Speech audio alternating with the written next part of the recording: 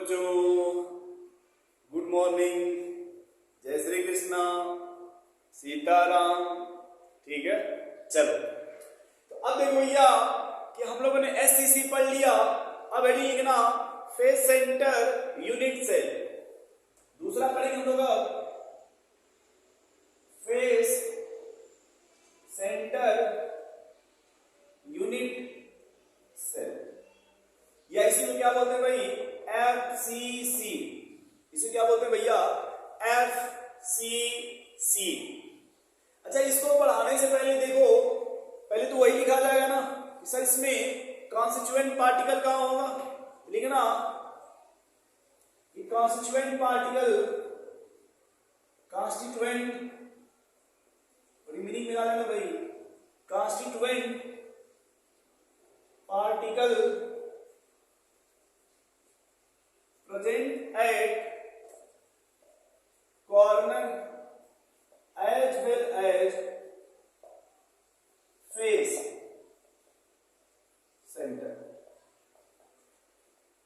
Corner as well as face center. अब हम देखते हैं भाई कि हमारे में एफसीसी में एटम कहां का होगा? कॉर्नर का और फेस पे होगा। तो हम लोग सीधे लिखते हैं भाई टोटल नंबर ऑफ एटम, या इसी को बोलते lattice point. Lattice point corner कितने हो गए? 8, फेस कितने? 6, इन टोटल लैटिस पॉइंट 14। समझना। अब ये लिख लेते हैं कंट्रीब्यूशन। एकदम देख के चले जाओ। Corner contribution 1/8। कॉर्नर है कितना? 8। फेस का कंट्रीब्यूशन 1/2। फेस है कितना? 6। अब बताओ भैया ये कितना आएगा? 8 से कट जाएगा 1 प्लस 1/2 से कटेगा ये 3। इसी को बोलते हो एन इफेक्टिव या जेड। तो जेड की वैल्यू कितनी आ गई बताओ?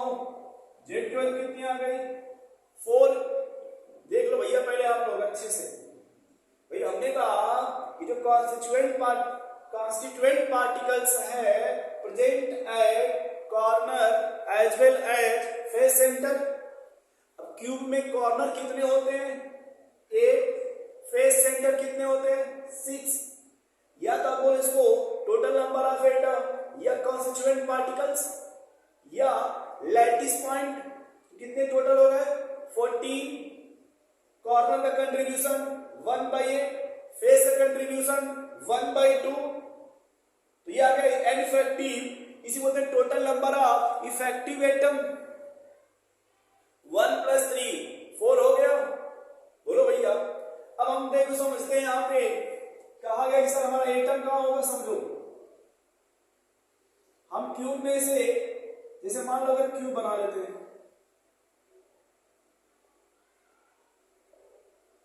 ये क्यूब हो गया। इस क्यूब से हम एक फेस को बाहर निकालते हैं, किसी भी एक साइड को। तो मान लो हमने ये साइड बाहर निकाल दिया ऐसे,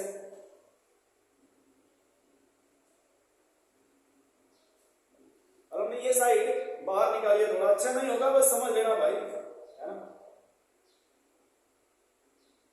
चल हम थोड़ी ये साइड को बाहर निकालिए। अब हमारा एटम कहां है? देखो जब एससीसी था, एससीसी में अगर मान लो मैं बनाना चाहे एससीसी, समझाएं आपको, एटम ओनली कॉर्नर पे था। सिर्फ कहां था मेरे भाई? तो कॉर्नर पे था। लेकिन एफसीसी में क्या है? जो एटम है वो कॉर्नर के साथ साथ फेस पर भी आ गया ना। फेस पे भी आ गया ना मेरे भाई। यानी एटम देखो ये फेस सेंटर हो गया, तो कॉर्नर पे तो है ही है, उसके साथ साथ एटम फेस पर भी आ गया। कॉर्नर के साथ साथ एटम फेस पर भी आ गया।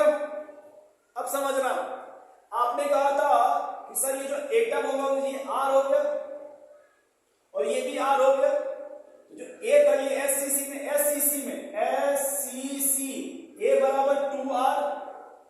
गाना गा रहे थे ना भाई वहां पे, ये गाना चल रहा था कि एससीसी में एज लेंथ और रेडियस में ये रिलेशन होगा। अब यहां देखो एफसीसी में कितने एटम आ गए? 3 एटम।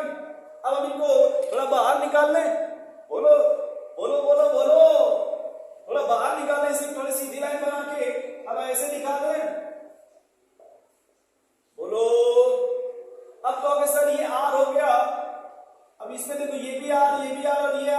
और टोटल तो एज लेंथ ए होता ना यहां से यहां तक। बोलो जब एफसीसी में आओगे तब इसमें कितने आर हो गए, काउंट करो 1 2 3 4। देखो आर आर, समझना ये जो क्यूब है इसका, ये जो गोला है उसका सिर्फ हाफ स्क्वायर, इसमें हाफ तो बाहर है ना, लेकिन बीच वाले का तो टोटल अब इसी में हो गया। जब टोटल अब इसी में आ गया ये भी आर और ये भी आर हो जाएगा। बोलो तो क्या ए बराबर देखो ये 4 आर आ रहा है क्या, तो सेकंड हेडिंग लिखो relation between edge length and radius.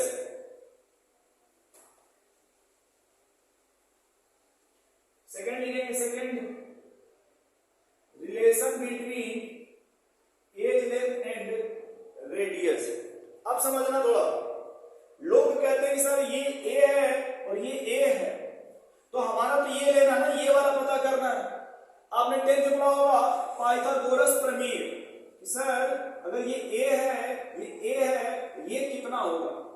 मान लेते थे ए बी सी, तो कहते थे सर ए बी का स्क्वायर प्लस बी सी का स्क्वायर इक्वल ए सी का स्क्वायर। ये आपने 10th में पढ़ा होगा पाइथागोरस प्रमेय, कुछ ऐसे नाम दिया, मुझे नाम से ऐसे नहीं याद है, गुस्सा मत होना आप लोग, तो ऐसे पढ़ा होगा कुछ, सॉरी पाइथागोरस प्रमेय नहीं है ये, जो भी होगा देख लेना, मुझे नाम नहीं याद है, गुस्सा मत होना आप लोग, है ना, ऐसे निकालते थे। देखो ये अब ए बी की जगह क्या है, ए बी क्या है, ए बी की जगह ए का स्क्वायर, बी सी की जगह फिर ए का स्क्वायर बराबर ए सी का स्क्वायर। अब ए का स्क्वायर और ए का स्क्वायर 2a स्क्वायर हो जाएगा, ए सी बराबर, तो क्या ए सी बराबर a रूट 2 या रूट 2a लिखा जाएगा। देख लो भाई, ए सी बराबर a रूट 2 या रूट 2a आ जाएगा, तो ये जो रेडियस होगा भी आप निकाल जाएगा इस लेंथ को कि a root 2 equal to 4r। बोलो भाई a root 2 equal to 4r, या ऐसे निकले यहां पे root 2 a equal to 4r, ये दोनों लिख सकते हो आप। अब आपके ऊपर आप किस फॉर्म में लिखना चाहते हो, देखना ये मैंने 10th का बोला, 10th का एक और कॉन्सेप्ट आपको बताते हैं 10th में मैथ का। देखना ये क्या लिखा है 2, इसको आप क्या लिख सकते हो रूट 2 इंटू रूट 2, किसी भी एक नंबर को आप रूट में 2 बार लिख सकते हो। तो देखना मेरे भाई कि अगर हमको सिर्फ एज लेंथ निकालना, क्या निकालना हो एज लेंथ, क्या ए बराबर हो जाएगा A equal to 4r by root 2।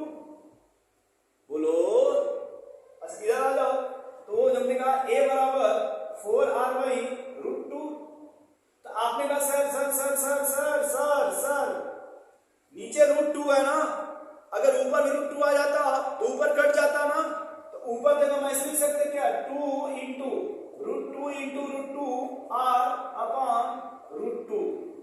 देखो क्योंकि 2 का रूट 2 लिख सकते, अब एक रूट 2 से रूट 2 कट जाएगा, क्या a बराबर 2 रूट 2 r आएगा क्या, देखो a बराबर 2 रूट 2 r आएगा क्या। और अगर मान लो कहीं यही में देखो यहां से अगर एक हमने क्यूब कर दिया तो 2 रूट 2 r का क्यूब हो जाएगा क्या।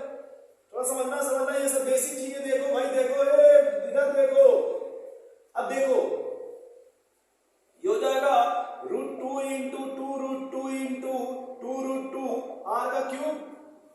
अब जो बाहर निकालो 2 2 2 8 हो गया इंटू रूट 2 हो गया इंटू रूट 2, 8 2 जा 16 रूट 2 r क्यूब।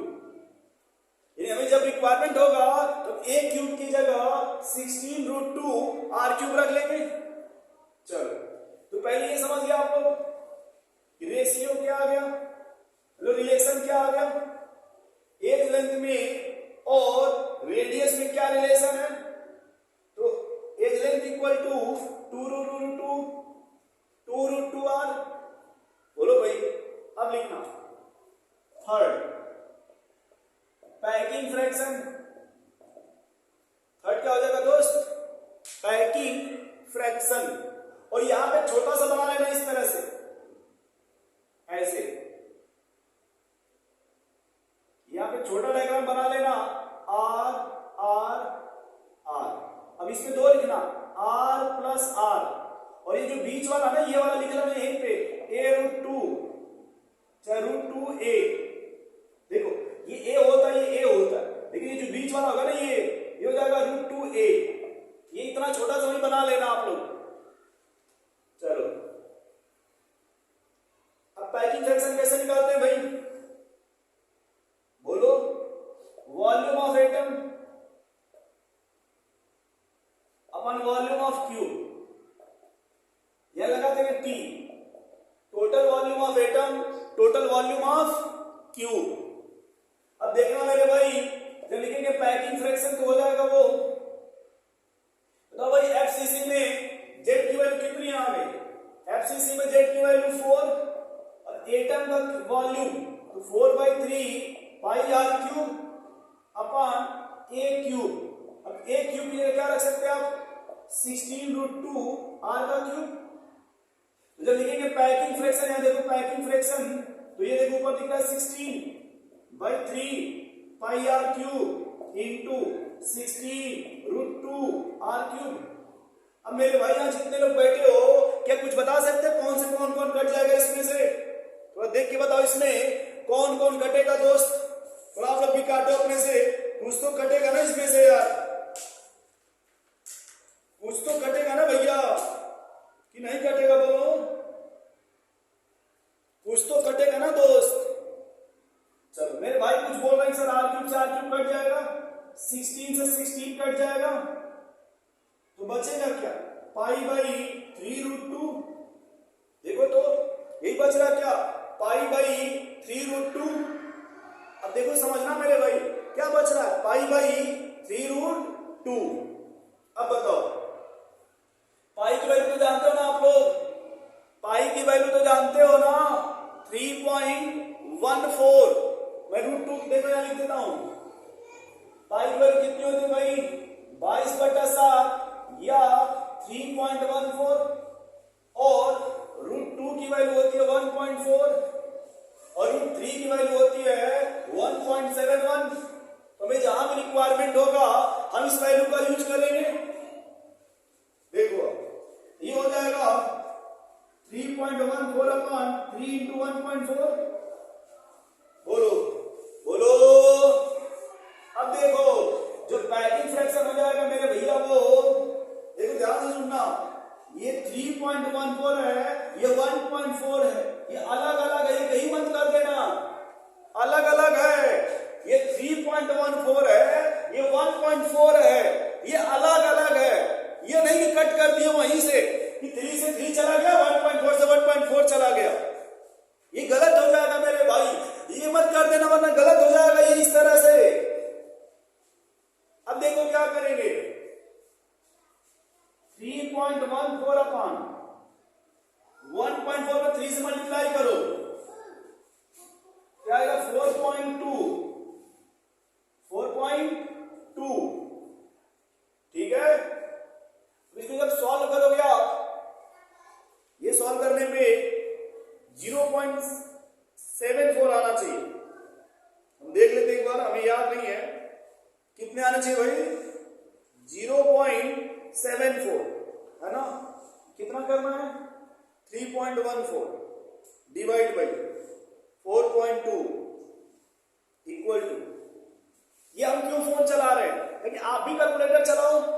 और ये कितना है यार, 0.74। ये तो पैकिंग फ्रैक्शन है ना, ये तो पैकिंग फ्रैक्शन आ गया ना। नोट करो इतना, तो नोट करो भाई, नोट करो फटाफट, नोट करो।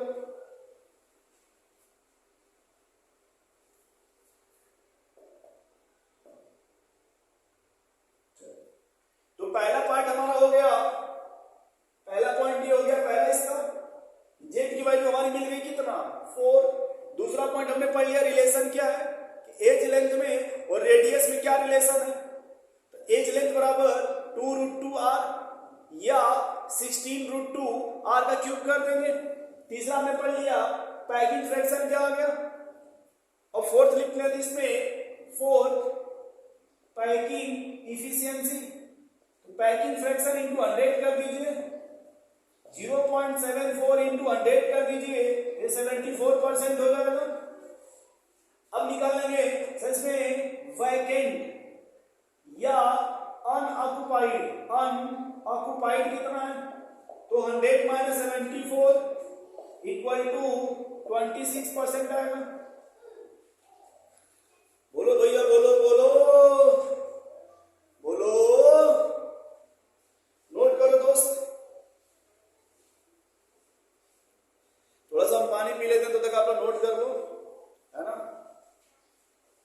यदि कहीं भी कोई दिक्कत होगा आप पूछ सकते हो, कोई दिक्कत नहीं है, कोई टेंशन नहीं है। आप बोल रहा है सर वो नहीं आ रहा है, ठीक है।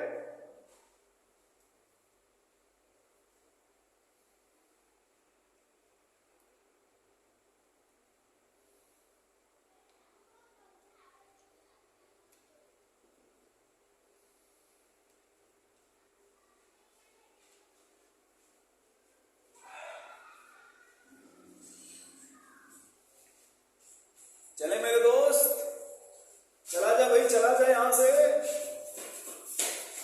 चलो। हेलो टीचर, चलो। अब नेक्स्ट लिखना मेरे भाई बीसीसी, ये तो एफसीसी है ना।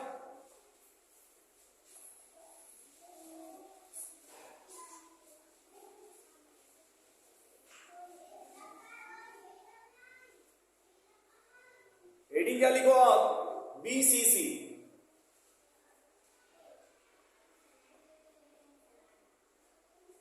Body centre unit cell,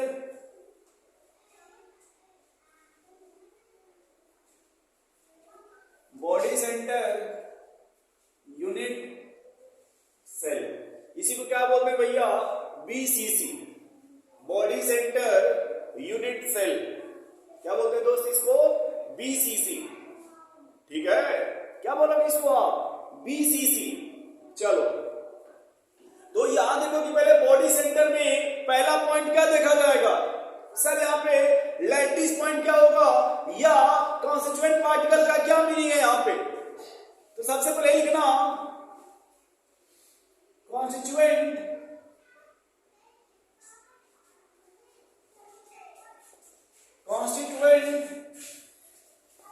particle present at corner as well as body centre, as well as body centre. Corner के साथ साथ कहां प्रेजेंट होगा भाई, बॉडी सेंटर पे। अब देखो देखो, अब हम देखेंगे लैटिस पॉइंट या टोटल नंबर ऑफ एटम या लैटिस पॉइंट। तो एटम कहां कहां भाई, कॉर्नर पे और बॉडी सेंटर पे। कॉर्नर कितने होते हैं भाई, अभी देखो इसी को आप बोलते हो जेड या एन इफेक्टिव। एन कॉर्नर कितने होते हैं, 8, बॉडी सेंटर कितना है, 1, ये कितना आएगा 9।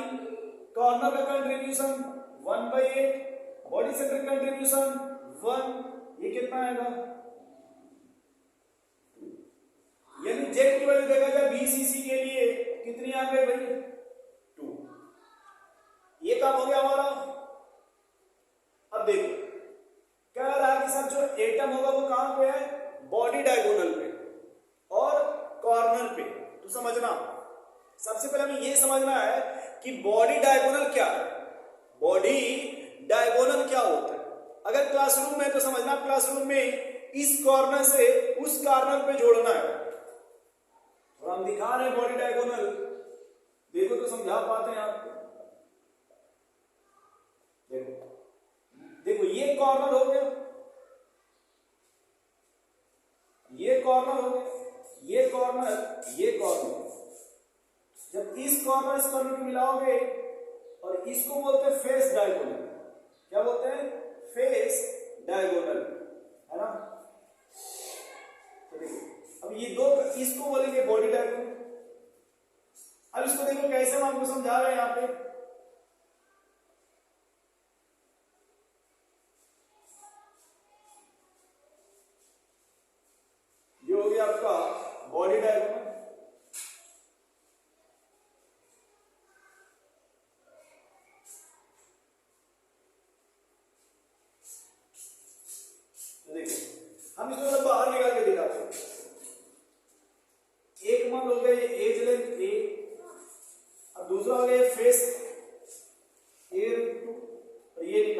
ये आपका है बॉडी डायगोनल, ये आपका फेस डायगोनल, और ये आपका एज साइड, ठीक है आपका साइड।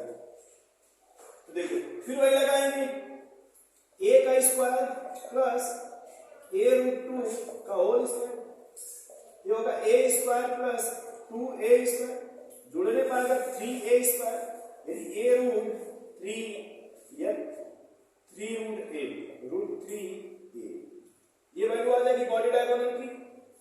और फिर वही आएगा बॉडी डायगोनल कितने एटम, ये हो गया r 2r। अब देखो अब इधर आ जाएगा, अब आएंगे यदि लिखना बॉडी डायगोनल, तो लिखना relation between edge length and radius. दूसरा पॉइंट ये पहला हो गया, relation between edge length and radius. तो बताओ भाई क्या है रिलेशन,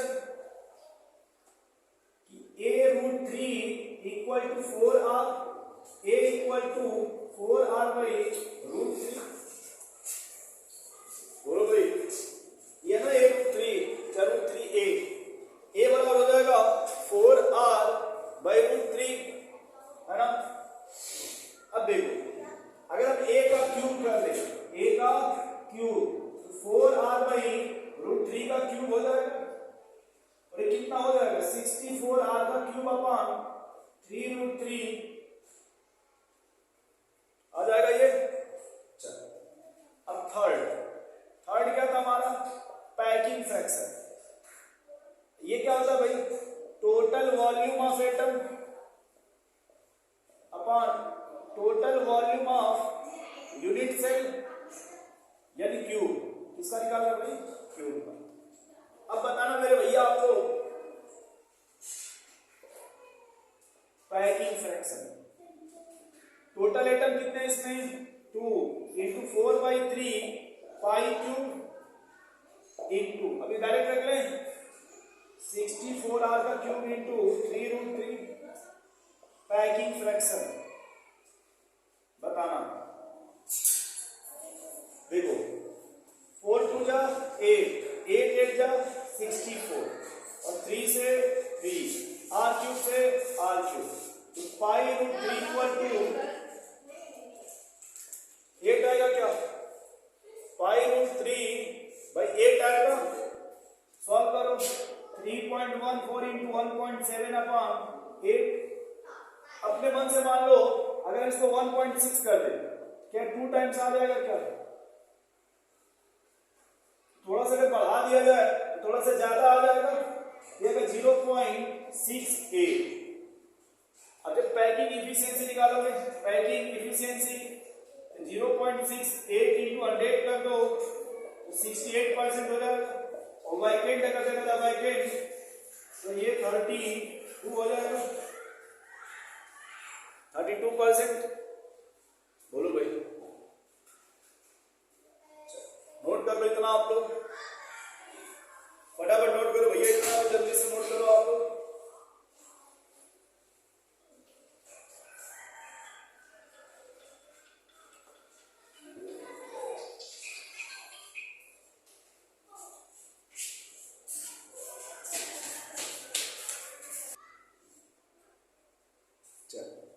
तो अब देखो मेरे भाई, हम लोग एक काम करते हैं, सबको ना एक जगह पैक कर लेते हैं, है ना, तो हमारे एक टॉपिक बहुत ही आसान हो जाएगा।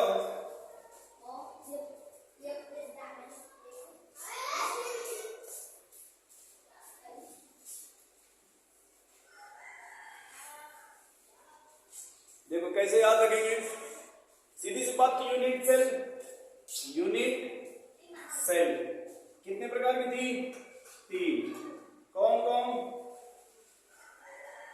अच्छा एक बात सुनो आप, लोग कहते हैं कि सब लोग फेसबुक चलाते हैं, सब लोग क्या करते हैं भाई, फेसबुक चलाते हैं। देखो SCC सब, BCC फेसबुक, FCC।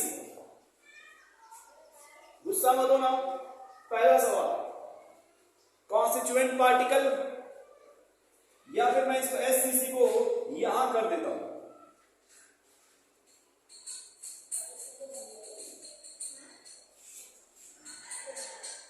ऐसे, और BCC को यहां करो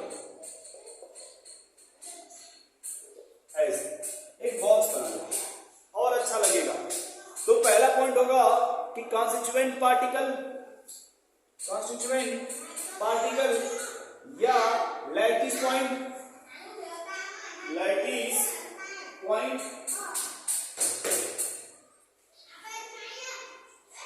अब देखो भैया, तो इसमें कहाँ होता है भाई, कॉर्नर, ओनली कॉर्नर है कितना 8, कंट्रीब्यूशन कितना 8 इंटू 1/8 कितना आ गया 1।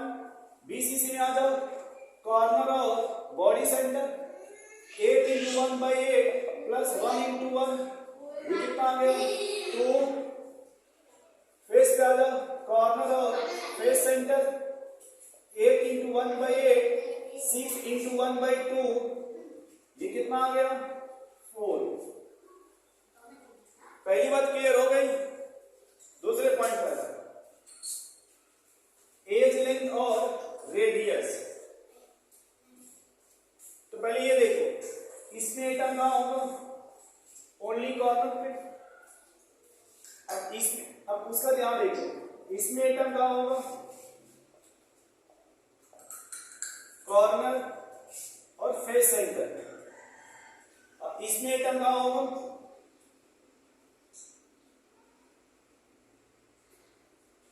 बॉडी सेंटर में। तो ये वाली लाइन को मान लेना, ये जो रिलेशन आएगा उसको ये मान लेना, ये मान लेना एज, ठीक। अब देखो, ये आर, ये आर, ए बराबर 2r, ये आर बराबर a/2, ये रिलेशन मिल गया। इधर आ जाओ,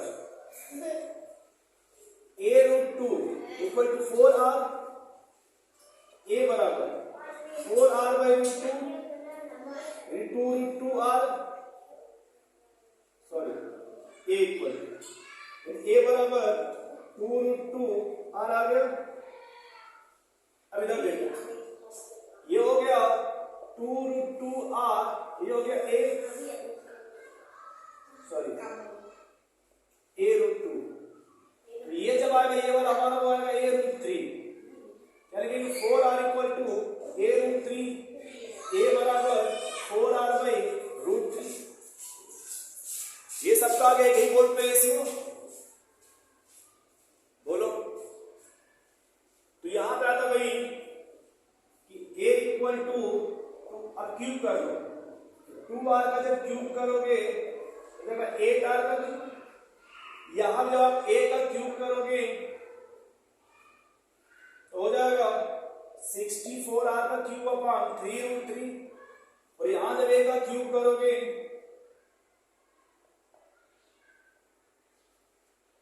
a का क्यूब 16√2r का क्यूब आ जाएगा। ये भी एक क्लियर हो गया। अब निकाल लेते हैं पैकिंग फ्रैक्शन, बोलो भाई। तो देखो यहां पे एटम कितना होता है 1, एटम का वैल्यू 4/3 πr³ इंटू a की जगह 8r³। अभी तो सब सीधे कट रहा है, साफ साफ दिख रहा है कि 4 से 8 कटेगा 2, r³ से r³ कट जाएगा, ये π/6। यहां निकालो पाई की वैल्यू। अब देखो a³ sorry packing fraction equal to a, Z की वैल्यू कितनी आ गई इसमें 2 इंटू 4/3 πr³ इंटू 64r का क्यूब, ऊपर जाएगा 3√3।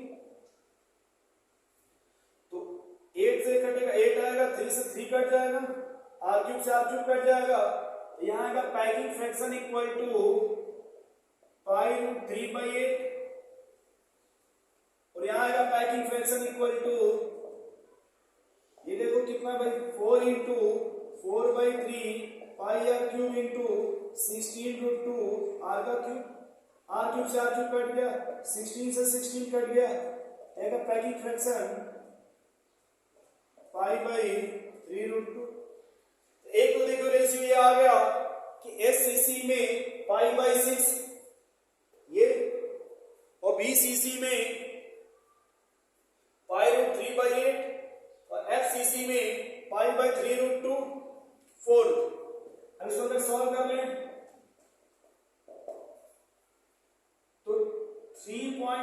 0.4 इक्वल टू 6, 0.52 या डायरेक्ट लिख देते हैं 52%, 3.14 1.7 अपॉन 8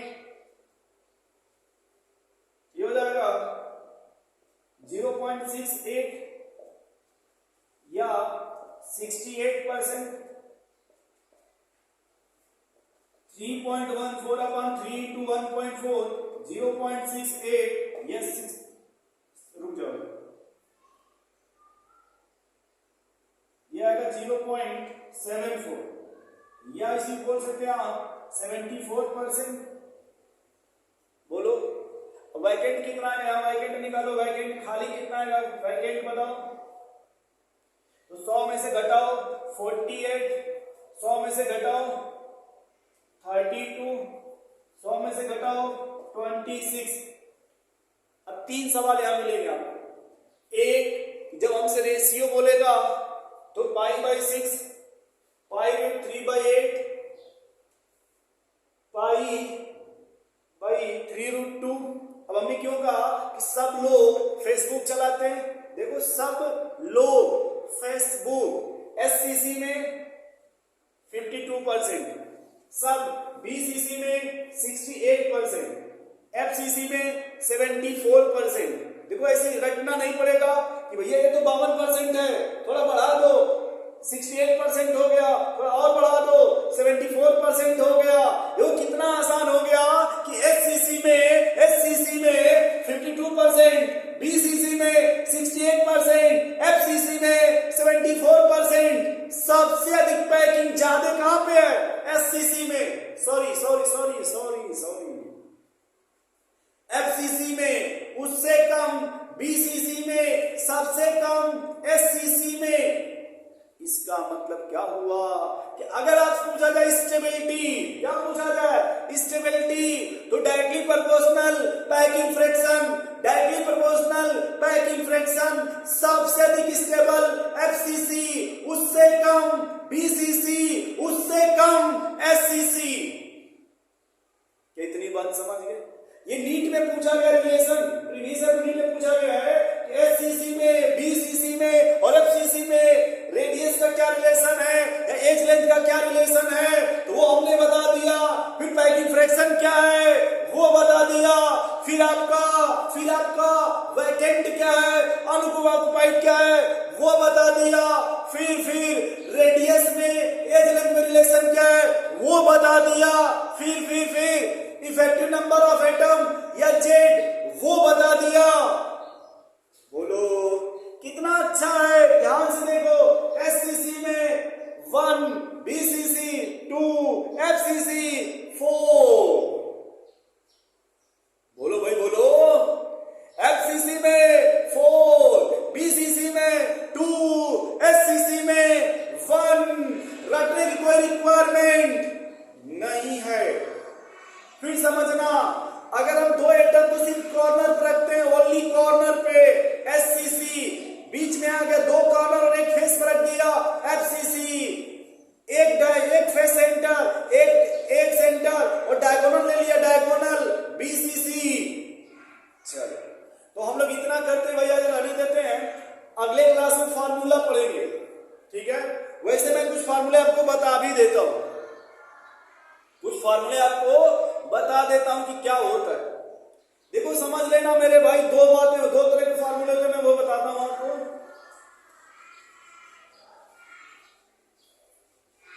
देखना, फार्मूले तो और बेस्ट बताएंगे आपको, लेकिन क्या है कि इतना रहने देते हैं ना, वो मैं अलग से एक लेक्चर पढ़ाऊंगा फार्मूले का। इसके लिए जय हिंद, जय भारत।